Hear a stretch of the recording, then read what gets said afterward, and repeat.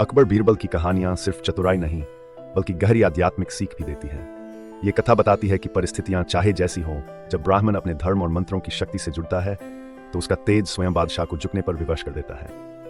एक दिन अकबर अपने दरबार से निकल नगर में घूम रहे थे। अचानक उनकी नजर एक दयनीय हालत में भिक्षाटन करते ब्राह्मण पर पड़ी। बीरबल, ये है तुम्हारे ब्राह्मण जिन्हें ब्रह्म देवता का रूप कहा जाता है। ये तो भिखारी हैं। बीरबल ने उस समय कुछ नहीं कहा, परंतु जब अकबर महल लौट आए तो बीरबल चुपचाप वापस उस ब्राह्मण के पास पहुंचे।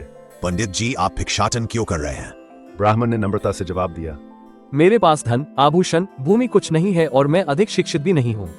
परिवार के पोषण हेतु भिक्षाटन ही मेरी मजबूरी है। भिक्षाटन से आपको दिन में कितना प्राप्त हो जाता है? 6 से 8 अशर्फियाँ। यदि आपको कोई काम मिले तो क्या आप भिक्षा मांगना छोड़ देंगे?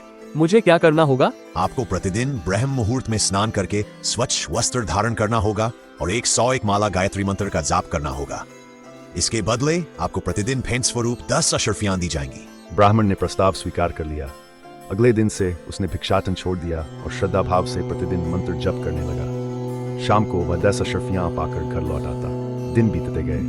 ब्राह्मण की सच्ची श्रद्धा और लगन देखकर बीरबल ने मंत्र जप की संख्या और अशर्फियों की संख्या दोनों ही बढ़ा दी। धीरे धीरे गायत्री मंत्र की शक्ति का प्रभाव होने लगा। भूख, प्यास, व्याधि सबकी चिंता मिट गई। चेहरे पर अद्भुत तेज झलकने लगा। लोग दूर दूर से दर्शन करने आने लगे। वे मिठाई, पैसे और वस्त्र चढ़ाते।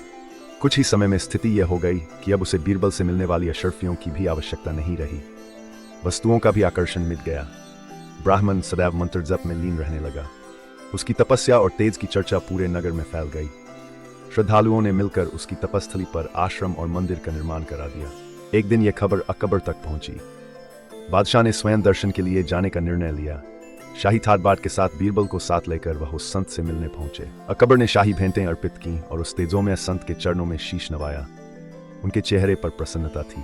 दर्शन कर वे बाहर निकले। बीरबल ने मुस्कुराकर कर कहा, महाराज, क्या आप इस संत को जानते हैं? नहीं बीरबल, मैं तो इससे पहली बार देख रहा हूँ। महाराज, ये वही भिखारी ब्राह्मण है जिस पर आपने व्यंग्य करते हुए कहा था ये है ब्रह्म देवता कहा जाता है, और आज आप स्वयं उसके चरणों में शीश नवा कर आए हैं। अकबर के आश्चर्य की सीमा न रही। उन्होंने बीरबल से पूछा, लेकिन इतना बड़ा बदलाव कैसे हो गया?